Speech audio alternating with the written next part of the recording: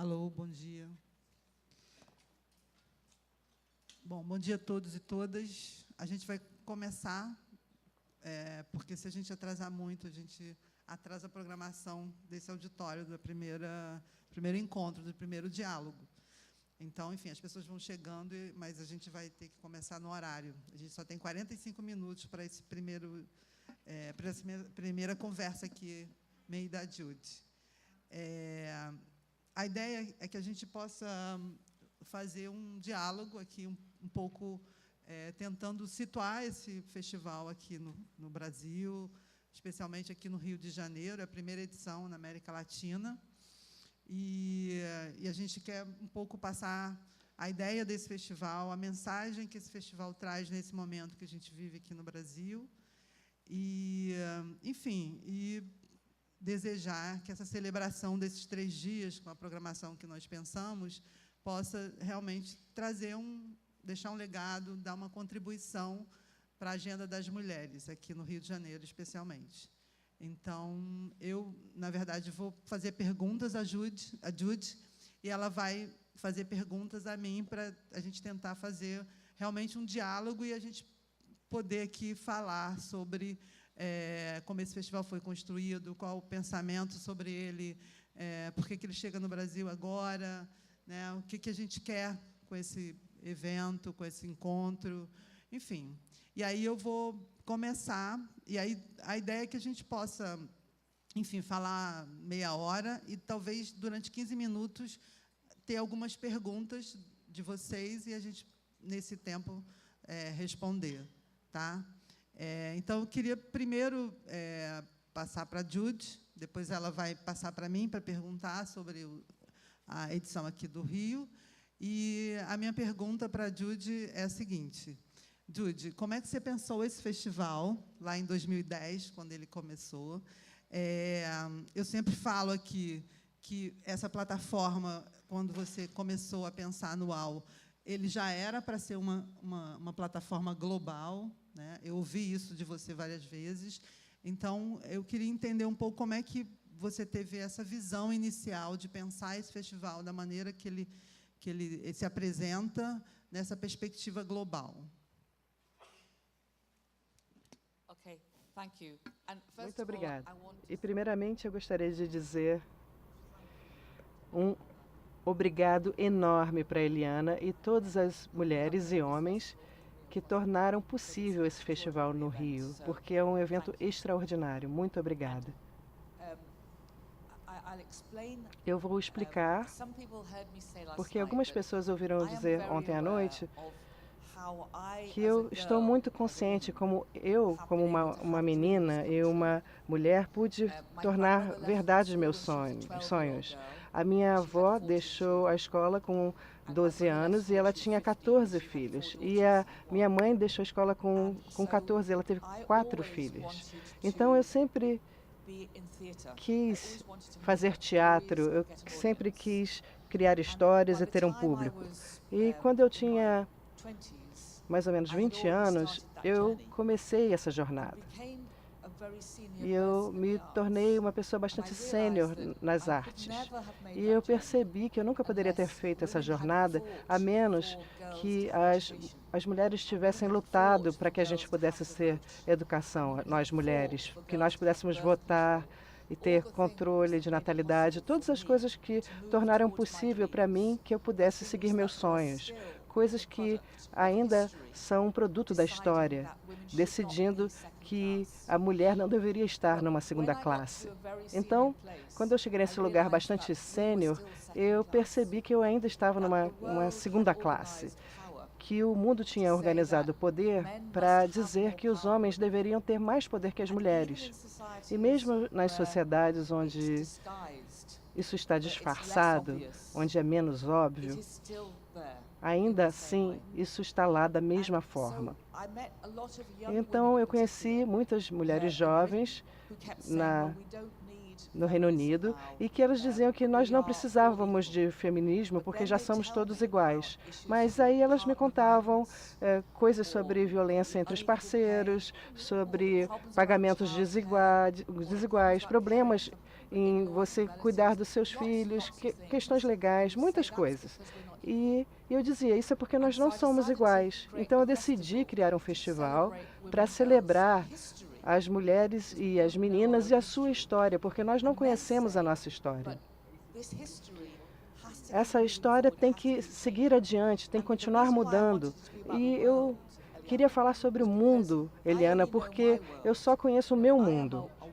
Eu sou uma mulher branca e mais velha, com privilégios brancos, e o privilégio que vem de você ser mais sênior numa profissão.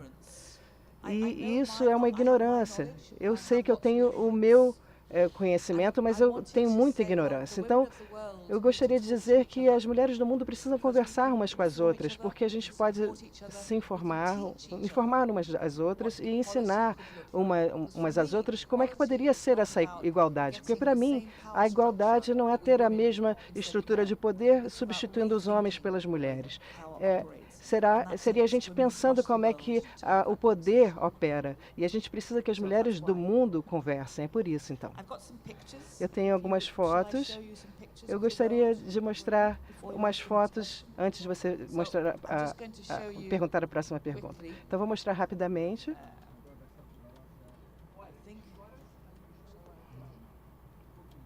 Não sei por que não está funcionando. Poderíamos botar os slides, por favor?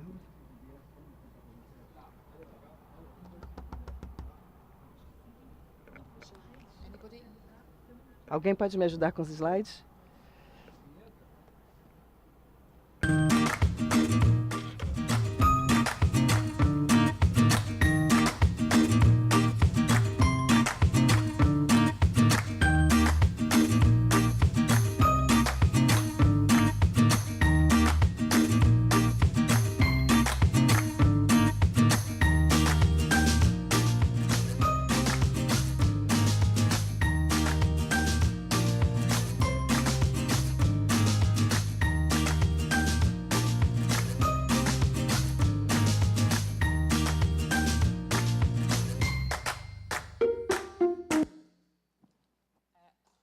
Obrigado.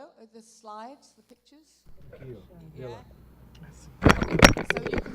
Então, vocês podem ver esse mapa sobre o UAU, que está todo no mundo todo agora. Isso aqui é em Pequim. O primeiro UAU que tivemos na China no ano passado. E vocês podem ver como ficou linda a mentoria expressa. A China quer que as mulheres sejam empoderadas financeiramente, mas tem muitos problemas para que as mulheres cheguem ao poder intelectualmente. Então, esse aqui é o lugar onde fizemos o UAU no Pequim, é bem grande. E fazemos todos os mesmos projetos com mulheres com iniciativas empresariais, falando sobre as questões da política de dois filhos, e agora estão falando sobre a política de 3 filhos. E essas questões de quantos filhos elas poderiam ter, como é que poderia ser a vida delas, e são questões bastante complexas. Para as mulheres chinesas falarem sobre o feminismo é difícil, mas para falar sobre as mulheres empoderadas está ok. Então, o feminismo na China é bastante complicado. Isso aqui é Katmandu, no Nepal, onde eles têm a melhor nova constituição do mundo, porque é a democracia mais nova. Mas eles também têm muitos problemas de alto nível, porque a lei não tem o mesmo significado com a vida das pessoas. Esse aqui é o Paquistão, onde o UAU teve o exército para proteger as mulheres, e as mulheres também estavam educando o exército sobre o que era o feminismo. Havia 9.000 pessoas na praia, em Karachi, falando sobre os direitos das mulheres. E esse aqui foi uma das poucas bandas femininas no Paquistão, que eles quase não têm nenhuma banda feminina. É diferente do Brasil, onde temos músicos maravilhosos que fizeram samba maravilhoso ontem à noite. Como vocês podem ver, tem muitos homens. É importante que o UAU tenha homens. Não é sobre mulheres, é sobre uma mudança de mundo para todos. e para as mulheres também. Aqui, isso aqui foi em Gana. Essas são as avós de Gana. São as líderes tribais na Gana que levaram adiante esse painel de pensamento. Eles estão pensando sobre como deveria ser o UAU. Isso aqui é na Abuja, na Nigéria.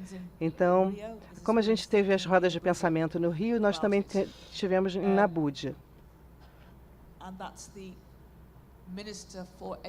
Esse aqui é o ministro de Educação, a ministra de Educação e Igualdade de Gênero. Então, no mundo todo, estamos conversando sobre igualdade de gênero. Está acontecendo por diferentes razões e diferentes países têm sua própria versão dessa conversa. Às vezes pode ir até aqui, mas não pode ir adiante. Então, as pessoas dizem que querem empoderar as mulheres, mas não querem necessariamente igualdade. Então, essa mulher aqui à esquerda, ela é uma advogada de direitos humanos que foi muito importante para escrever a Constituição no Nepal.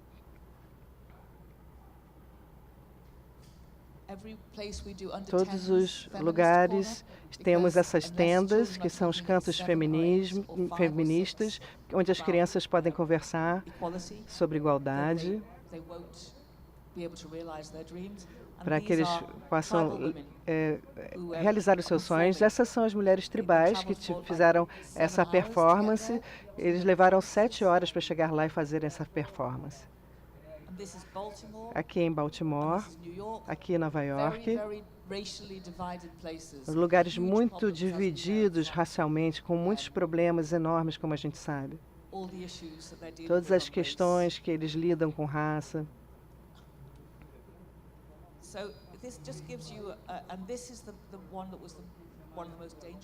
Essa aqui foi a mais perigosa que aconteceu na Somália.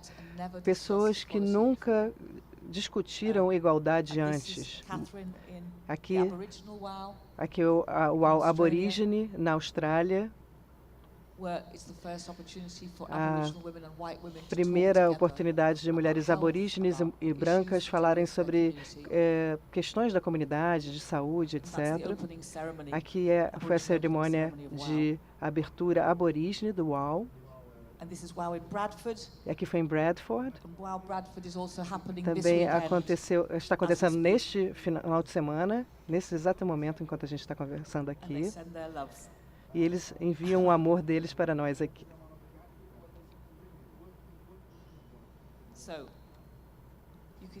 Vocês podem ver, aqui é o UAU em Londres, em todos os lugares. E sempre o UAU é sobre a vida intersexual. A menos que a gente entenda raça, classe, deficiência física, orientação sexual, a gente não pode entender a transferência de poder e direito. Então, eu vou terminar por aqui, porque eu acho que o UAU é uma ideia para tentar ter uma conversação inteligente sobre questões que são muito problemáticas. Islamofobia, deficiência física, a falta de representatividade de algumas vozes. Então, foi só um início, uma ideia, mas eu acho que o UAU agora está em todos os lugares porque as mulheres do mundo precisam falar umas com as outras.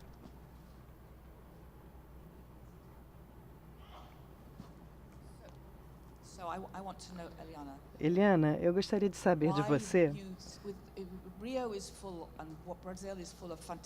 O Rio e o Brasil têm mulheres fantásticas fazendo muitos projetos, trabalhando em todos os níveis para mudar as vidas. Por que você acha que o UAU seria algo útil para você liderar? Então, desde que nós entramos em contato com essa plataforma do UAU, em 2016, a gente já tinha notícia desse festival antes, né, em 2015, mas em 2016 a gente entendeu um pouco o que era esse festival.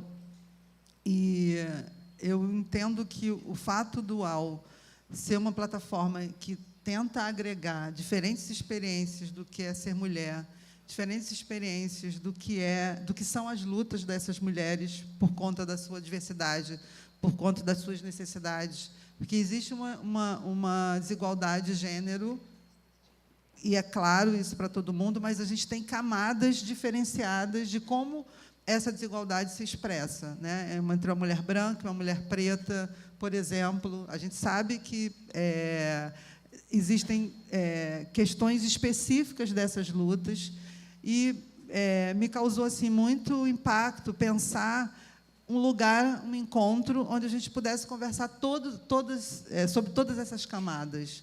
Então, acho que o UAU ele pode ser muito útil, ele pode contribuir de uma maneira efetiva para a gente olhar assim, ter um olhar mais ampliado sobre as demandas das mulheres, poder realmente dar conta de não trabalhar apenas um aspecto dessas demandas que as mulheres têm. Eu acho que ele pode ser útil por isso, porque o pressuposto, desde que eu venho tentando entender sobre o UAU, é justamente não ter tabu, não ter preconceito, não ter, enfim, lidar com as questões de uma maneira aberta, de uma maneira livre. E eu entendo que para tratar de questões tão complexas, né, no sentido de que não só pensar em denunciar essas desigualdades, não só pensar em trazer essas questões à tona. Assim, a gente tem que pensar estratégias, e, para pensar estratégias, a gente tem que pensar os detalhes, a gente tem que pensar essas especificidades. Então, acho que o UAU pode propiciar encontros muito singulares, né? Eu acho que, se as mulheres, nesses 3 dias, olharem para a programação, olharem para o que tem de intenção ali, como isso foi construído, e realmente tentar se conectar com mulheres do mundo, né? Mulheres que estão em outros países, enfrentando questões, às vezes, até muito mais difíceis do que as questões que nós enfrentamos aqui no nosso país, e que a gente precisa se juntar para, de alguma maneira, ter uma estratégia que consiga enfrentar isso. Então, acho que ele pode ser muito útil para alargar o nosso olhar e a nossa visão sobre nossos próprios problemas. Eu vejo muito UAU assim.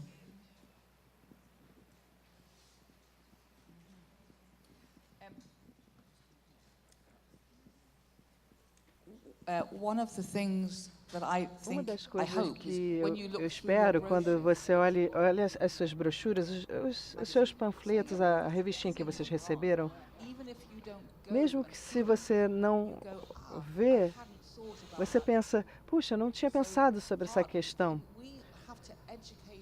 Temos que nos educar, que temos vidas de mulheres diferentes, senão a gente vai passar a ser parte da opressão. Se a gente não pensar que a gente precisa nos preocupar com acesso, por exemplo, para deficientes físicas, então, quando estamos organizando nossas escolas, nossos centros de saúde, nós não vamos ter isso em mente. Então, eu acho que as mulheres precisam entender tudo sobre como a desqualificação ou a marginalização, como é que isso funciona? Como é que isso funciona para outras mulheres além de nós? Então, a gente precisa ser proativo para trazer mudança para outros e não somente para nós mesmos. Então, porque com frequência as pessoas dizem, precisamos de liderança feminina. E eu digo, sim, as mulheres têm o direito de serem líderes como homens, tudo bem. Mas, mais do que essa liderança feminina, seria uma liderança feminina consciente. Então, as mulheres não vão fazer as mesmas coisas que os homens. Então, estão num papel de liderança onde elas estão totalmente conscientes de todas essas questões. As mulheres estão sempre tentando ser um líder como os homens, com objetivos bastante focados. Eu acho que as mulheres têm que ser mais corajosas e serem líderes mulheres. Isso é uma coisa diferente. Eu acho que você lidera como uma mulher. E Não estou dizendo que um homem não pode ser capaz de ter essas outras visões, mas as mulheres têm experiências tão diferentes, elas têm que observar tantas coisas tão diferentes. Então, quando você pensa sobre a liderança feminina e quando você pensa nisso no seu trabalho em geral, o que é que você quer modelar, o que é que você quer mostrar no seu estilo de liderança? Essa é uma questão interessante. This is a really interesting issue. A gente tem, e assim, para construir o UAU aqui no Rio, nós fizemos vários grupos de reflexão, que faz parte da própria metodologia do UAU, justamente para tentar pensar no encontro onde a gente pudesse falar de coisas que as mulheres reais têm interesse.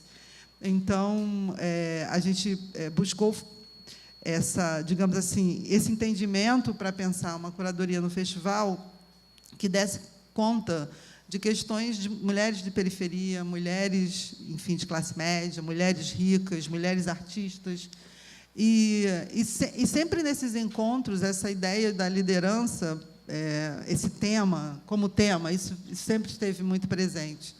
Porque existe essa crítica, e é uma crítica, enfim, real, de que muitas mulheres assumem liderança muito espelhadas pelo exemplo dos homens, de como os homens lideram. E, assim, no meu caso, especialmente, eu, na verdade, nunca pensei sobre isso, porque eu acho que o que eu busco fazer tem muito a ver com a minha sensibilidade, da maneira como eu olho o mundo, da maneira como eu lido com o que tem que ser lidado ali no momento que tem que tomar uma decisão. Eu nunca me espelhei num homem para tomar minhas decisões, na verdade, né? Eu tenho uma admiração incrível pelo meu pai, ele é uma pessoa sensível, uma pessoa fundamental na minha vida, e é um exemplo para mim, mas quando eu penso na minha vida, eu tenho que tomar uma decisão, eu acho que talvez o aprendizado que eu tive com ele me ajude a tomar essas decisões e a liderar determinados processos. Mas eu acho que é algo que está inerente no jeito que as mulheres fazem, olham o mundo, abordam o mundo. É diferente. Eu acho que a gente precisa trazer essa diferença, e não em comparação ao homem, não é nada disso. Eu acho que a gente precisa deixar brotar isso que todas as mulheres têm, na verdade, e que, por uma questão da maneira como a gente foi silenciada, na maneira como a gente, enfim, é apresentada ao mundo como mulher, muitas vezes a gente não se vê nesse lugar de falar, né? Acho que muitas mulheres têm eu ouço muito isso nos grupos de reflexão, as mulheres relatando a dificuldade de falar em público, que é uma dificuldade que muitas mulheres se colocam, e eu mesma já me coloquei nesse lugar. Mas eu acho que isso tem a ver com uma questão desse silenciamento, e não com questões de capacidade, né? Então, acho que a gente precisa olhar com uma certa sensibilidade, porque, de fato, as mulheres liderando processos, elas têm determinadas formas de olhar que são muito diferentes dos homens. E a gente não tem que se espelhar nisso, não tem que se espelhar na maneira como os homens fazem, porque eu acho que a gente tem a nossa própria forma de olhar o mundo por esse lugar desse lugar que a gente vem como mulher. Eu acho isso. Não sei se eu respondi a sua pergunta, mas...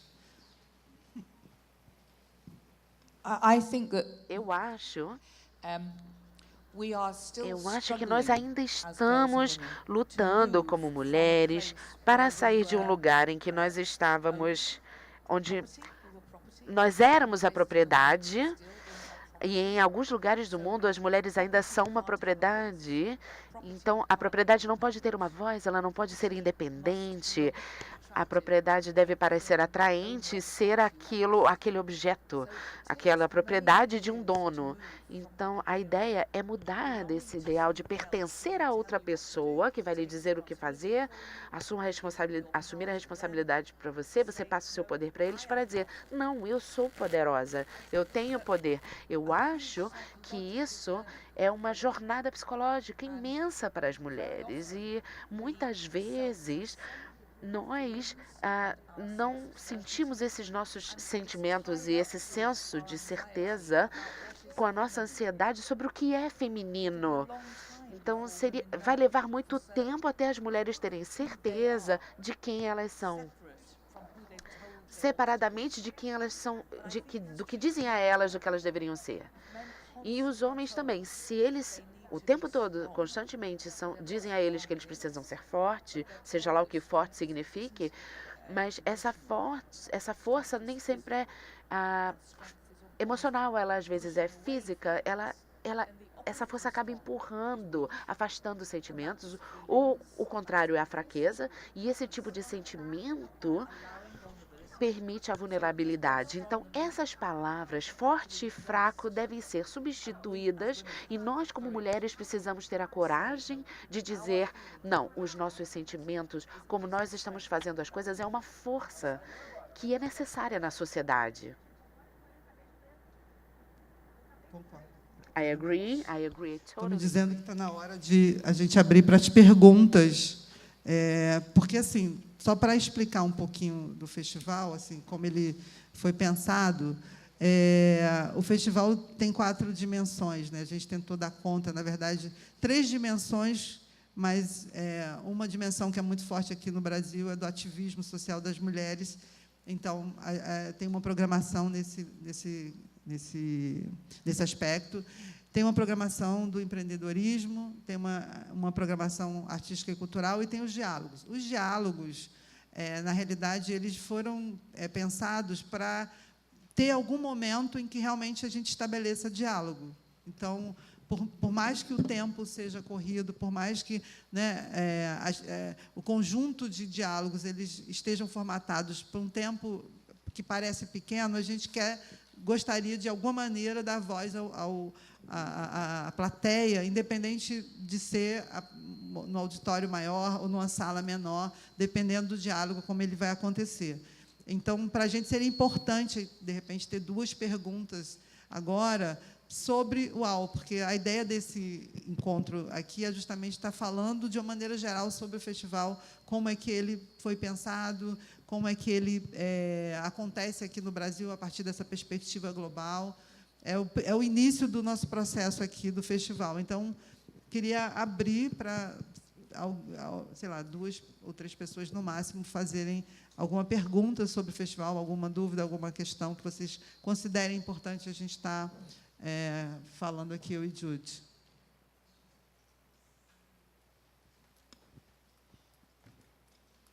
Tem alguém que pode me ajudar com o microfone? Bom dia. Meu nome é Mércia e, até observando o contexto brasileiro, eu gostaria de saber se, após o festival, a Jude ou outros países têm processo de acompanhamento do que o festival gera, tanto em termos de frutos quanto em resistência. Eu faço essa pergunta porque as mulheres brasileiras têm lutado, o movimento negro tem lutado, e o que a gente observa hoje é um retrocesso tão grande. Qual é a experiência que o UOL pode trocar com a gente dessa resistência? Nós conquistamos, estamos avançando, e quando a gente é empurrado para baixo, como fazer? Tem uma pergunta, alguém que vinha fazer. Pode. Ela está lá com o microfone.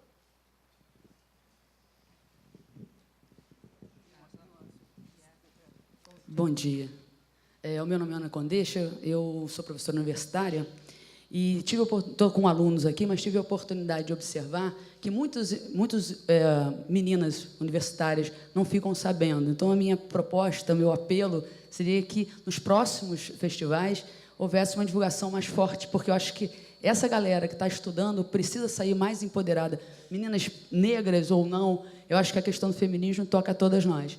Então, é um apelo e uma observação que a gente coloque mais universitários, porque estarão no mercado de trabalho e precisam já entrar de forma consciente do seu papel enquanto mulher, né, para que a gente possa produzir uma sociedade melhor em meio tempo.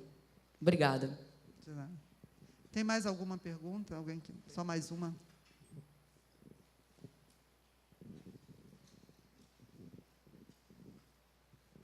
Bem, bom dia. Meu nome é Lenilda Campos. Eu sou do Instituto Pérola Negra. E a minha pergunta a pergunta que antecedeu, que fala das mulheres da universidade e que não chegou, me impulsionou a fazer essa pergunta de que, diferente da universidade, nós temos no Brasil, e especialmente no Rio de Janeiro, já que o festival está acontecendo no Rio, mulheres que não chegaram na universidade e que não podem estar aqui, né? Por uma série de motivos que eu não vou elencar aqui agora. E aí a minha pergunta é, de que forma a gente constrói esse festival, esse processo no Rio de Janeiro, onde exatamente essas mulheres, as quais estão sendo tocadas aqui em algumas falas, não têm voz, não têm fala, não conseguem atingir os seus objetivos ou não têm nem objetivos. É isso. Obrigada. Judy, você começa pela...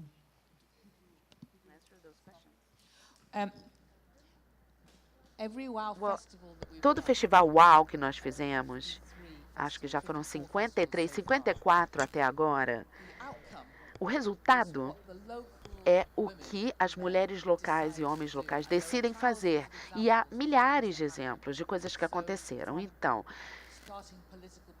de começar um partido político, aconteceu isso na Inglaterra, de chegar adiante com algumas campanhas na Inglaterra. Elas acabaram criando um grupo anti-violência e espalharam isso pelo nosso país. As pessoas criaram testemunhos de estupros. Então, existem milhares de iniciativas, pelo menos na Inglaterra. Então, as pessoas que também estão trabalhando nas mesmas áreas, mas não se conheciam na cidade, acabavam se reunindo para fortalecer o trabalho delas. Eu acho também que muda o diálogo. Então, você falou antes sobre vergonha, a permissão para falar sobre estupro, a permissão para falar sobre violência num festival, permissão para falar de todas as coisas que as mulheres se preocupam, permissão para falar sobre vozes marginalizadas. E isso traz um novo nível, não só de autoconfiança, mas de comprometimento emocional para um lugar. E os resultados, os desfechos serão decididos pelas comunidades locais, e nós sabemos que existem muitos exemplos e muitos festivais que nós fizeram, eles acabam fazendo festivais no ano seguinte ou bianualmente. Então, a pergunta sobre como as mulheres podem saber mais sobre o festival, que não seja só para pessoas que saibam fazer esse tipo de coisa. Eu sei que a Eliana trabalhou muito em muitos elementos. E eu sei que nos próximos 3 dias serão extraordinários. No entanto, vocês precisam construir um senso de boas-vindas. Não tem que acontecer automaticamente. Então, todos que vêm ao festival precisam pedir aos amigos e alcançar mulheres que não estão aqui na mesa. É um processo longo de mudança. A coisa mais importante que o festival diz é que tipo de pessoa que não é possível o UAU ter sucesso sem a voz de mulheres que estão abaixo, porque isso se trata de mudar o poder. Então, vou tentar também complementar algumas dessas questões que a Judy trouxe. Em relação ao legado, né, que a Mércia, a pergunta dela é muito sobre o que esse encontro, né, pode gerar nos movimentos e nos trabalhos que muitas organizações, muitas mulheres já vêm fazendo aqui no Rio de Janeiro. Quando a gente começou esse processo aqui, a gente teve uma preocupação de justamente pensar como não fazer desse encontro simplesmente um evento em que as mulheres se confraternizam, estão juntas, e simplesmente aquilo acaba no momento em que o festival, nos 3 dias, termina. E a gente teve uma preocupação aqui, que foi justamente fazer um mapeamento. Nós fizemos um mapeamento no estado do Rio de Janeiro. Esse mapeamento está até no site do próprio festival, onde a gente identificou iniciativas individuais, de coletivos de mulheres e de instituições, organizações não governamentais, e também projetos, políticas públicas que já existem, voltadas para as mulheres. Na verdade, a gente fez esse mapeamento. a ideia de trabalhar uma rede de mulheres a partir desse mapeamento para a própria construção, isso foi uma base importante. Muitas das mulheres que estão, né, em mesas, muitas das mulheres que estão no mercado, muitas das mulheres que estão no ativismo, muitas das mulheres das artes foram mulheres atingidas por essa rede, que são 302 instituições e mulheres que estão mapeadas e que foi muito importante para esse trabalho. Então, primeira coisa a dizer que a gente fez essa perspectiva de tentar olhar, a partir até do que o próprio UAU traz, que é a ideia de você estar na cidade, como é que você incide na política pública, como é que você incide na questão do ativismo, na questão da produção das mulheres naquela cidade. O UAU é cidade. Tanto que o UAU está acontecendo no Rio, e ele pode acontecer na Bahia, ele pode acontecer em São Paulo, ele pode acontecer em Niterói. Depende da articulação das mulheres nesse processo. Então, isso é uma coisa importante, a gente tentou fazer isso justamente para trabalhar essa rede e uma maior divulgação do festival. Porque não é só uma questão de comunicação, de comunicar que o festival está acontecendo, é como a própria Judy disse, é como é que a gente engaja mulheres nesse processo. Isso não foi uma coisa simples no festival, nessa primeira edição. É a primeira edição. Ele ficou muito maior do que a gente pensou inicialmente, o festival, muito maior mesmo. Só para dizer, o mercado, a Judy pode dizer isso, que é onde está o empreendedorismo. A gente tem 200 mulheres, a gente fez um edital, mais de 500 mulheres se inscreveram, e aí o possível, nesta primeira edição, foram ter 200 mulheres expondo o que elas fazem, o que elas produzem. A gente realmente tentou trabalhar a diversidade das demandas das mulheres no Rio de Janeiro e tentou fazer com que, na programação, a gente pudesse contemplar essa diversidade. E é muito bom que a gente tenha hoje, eu vejo, assim, a gente tem recebido muito retorno positivo no sentido de outras mulheres que querem se engajar. Eu não soube dessa primeira edição, mas eu já me coloco para estar contribuindo para a próxima. Então, acho que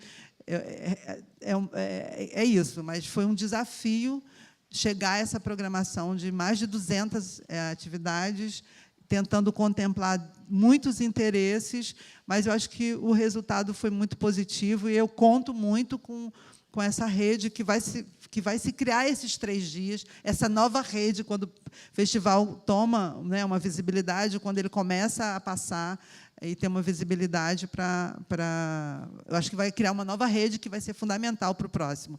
E em relação à questão da periferia, essa foi uma questão muito importante. A Redes da Maré é uma organização criada dentro da favela da Maré, por pessoas que nasceram e cresceram na Maré, como é o meu caso, e a gente tem uma programação forte nesse campo, e a gente mobilizou muitas mulheres para estar aqui, vocês vão vê-las nesses 3 dias. Inclusive, mulheres que, espontaneamente, a partir dos seus projetos sociais, se organizaram para estar aqui. A gente tem mulheres da periferia de São Paulo aqui também, estão até aqui nesse momento, acho que é importante dizer isso. Então, é uma preocupação, e no sentido de que as coisas que nós vamos conversar aqui hoje, sobre feminismo, sobre empoderamento, todas essas questões, são questões que a gente quer muito que as mulheres que não acessam, por uma questão de desigualdade social, também esses temas a gente consiga atingir com esse festival. E o legado vai depender do que a gente conseguir articular aqui. Nesse momento, a gente está fazendo acontecer, não tem nada programado, vai depender muito da nossa articulação, abertura e amorosidade para trabalhar esses 3 dias. E já me disseram que acabou o tempo. Ali. Okay, I want to say one more thing, which is every festival, WOW Festival, we have these WOW amazing Festival designers. temos esse resultado maravilhoso. Isso é uma das coisas. E outra coisa é que depende de nós falar com as pessoas que vocês não conhecem, fazer perguntas para as pessoas que você era ignorante a respeito e fazer amizade com as pessoas que não são iguais a você. É assim que nós mudamos o mundo, reorganizando o nosso próprio mundo. Obrigada, gente.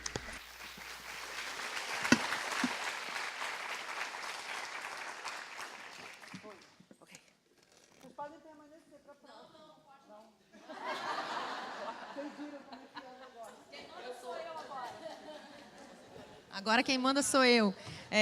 Bom, gente, como a gente tem um próximo debate agora, que o tema o ser humano que nós, mulheres, pensamos e queremos, e a educação que precisamos para isso, eu peço para que vocês saiam da sala, porque a gente tem uma outra bilheteria, tem um outro bilhete para entrar aqui, e voltem daqui a 2 minutos, na verdade. Então, eu preciso que vocês saiam para a gente poder começar outra atividade às 11h.